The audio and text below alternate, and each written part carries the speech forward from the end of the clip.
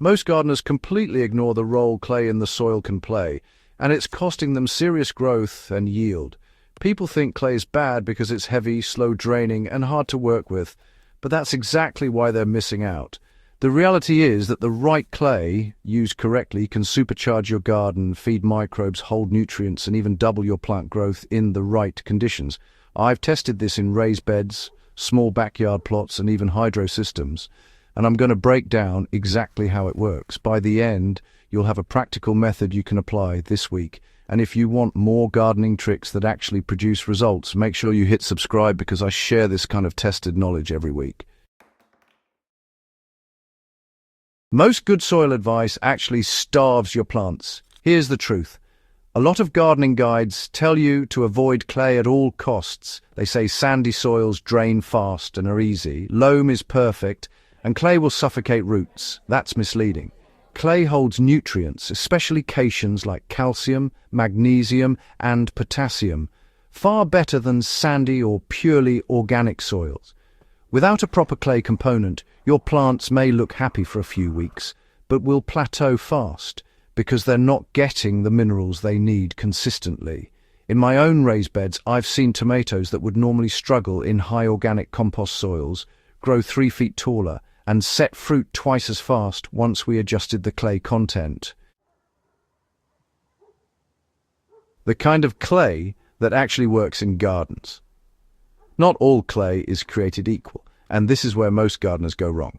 The powdery red clay you might find in garden centres is often mixed with sand or other inert materials, and it won't give you the nutrient retention we're after.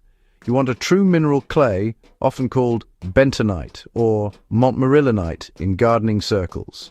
This stuff has extremely fine particles, high cation exchange capacity, and excellent water retention. The goal isn't to turn your soil into mud, it's to sprinkle it in small, precise amounts so it interacts with your compost and organic matter. Too much and you suffocate roots, too little and you don't see a difference. In my backyard beds, I use roughly 1 part clay to 8 parts soil. Mix thoroughly before planting. How clay feeds microbes and plants at the same time. Here's where the magic happens. Clay particles have enormous surface area, which means microbes love to colonize them. These microbes break down organic matter into usable nutrients for plants. Without clay, your compost acts mostly as a slow-release nutrient source, but much of it can be washed away or locked in unusable forms. With clay, nutrients are held in place but remain accessible. In hydroponic setups, you can mimic this by adding a fine clay slurry to your nutrient solution, which helps buffer pH swings and keeps minerals available to roots even under rapid growth conditions. I've seen basil and lettuce in hydroponics double growth speed within 2 weeks using just a teaspoon of bentonite per gallon of water. So let's talk about how to integrate clay into your raised beds without, smothering the roots. First off, start with dry clay. You'll want to spread it over your bed at about ½ a cup per square foot. Next, turn it into the top 6 inches of soil with a garden fork or a broad fork. It's important not to just dump it on top. It really has to mix with the existing soil and compost to prevent clumping. After you've incorporated the clay, water thoroughly and then let it rest for at least a week before planting. This gives the clay time to settle and interact with the soil microbes. Now, in my experience, plants respond faster if the clay is integrated before the season starts, rather than during mid-growth. I've tried mid-season top dressing, and while it does help a bit, the initial incorporation always yields stronger, more consistent results. Clay in small backyard gardens actually works quite differently than in open fields. In small gardens, you get the advantage of real precision. You can experiment with different ratios per bed, or even per plant if you like.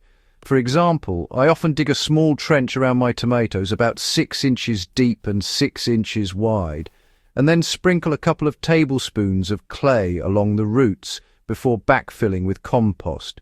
The clay holds nutrients and moisture right where the plant needs it, which really helps reduce stress during dry spells. Now, in larger plots, you have to think in bulk and accept a bit less precision, but the main principle is the same: integrate, don't just sprinkle.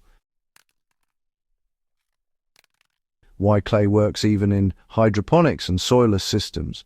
Most hydro growers overlook clay because they're focused on nutrient solutions and pH, but in reality, clay can act as a natural buffer.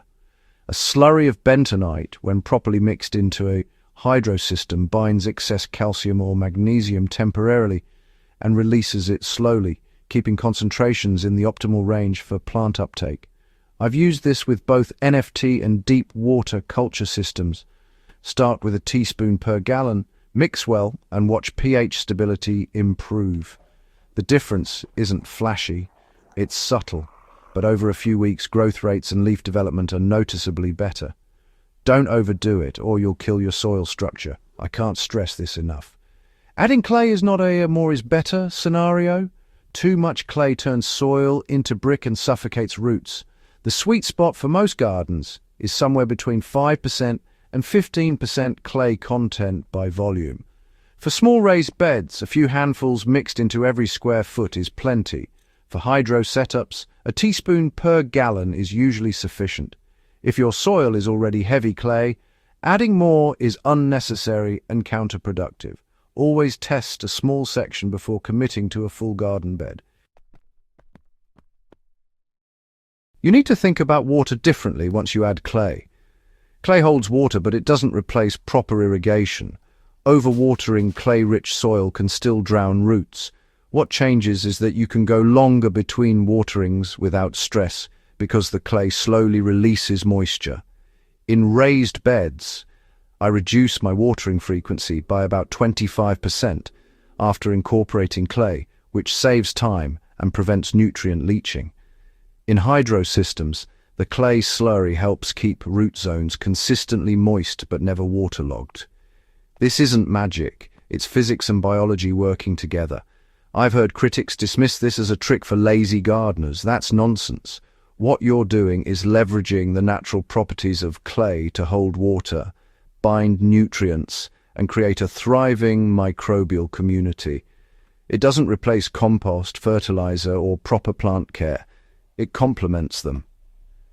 When I combine clay with well-aged compost and a regular feeding routine, growth is consistently faster, yields are larger, and plants are more resilient against heat, drought, and pests.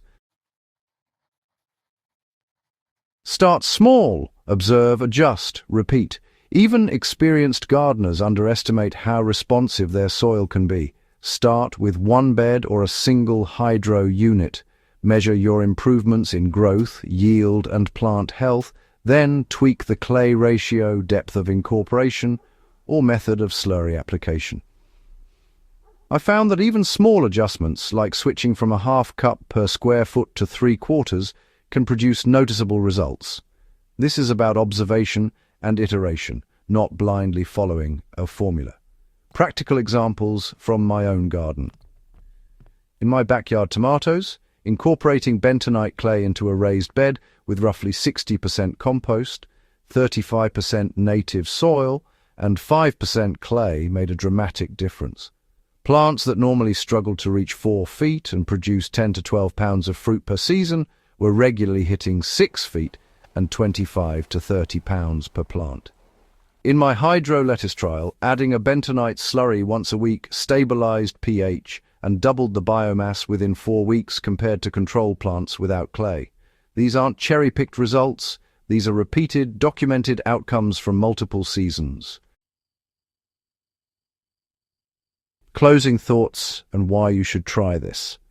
Clay is one of those overlooked tools that serious gardeners can't afford to ignore.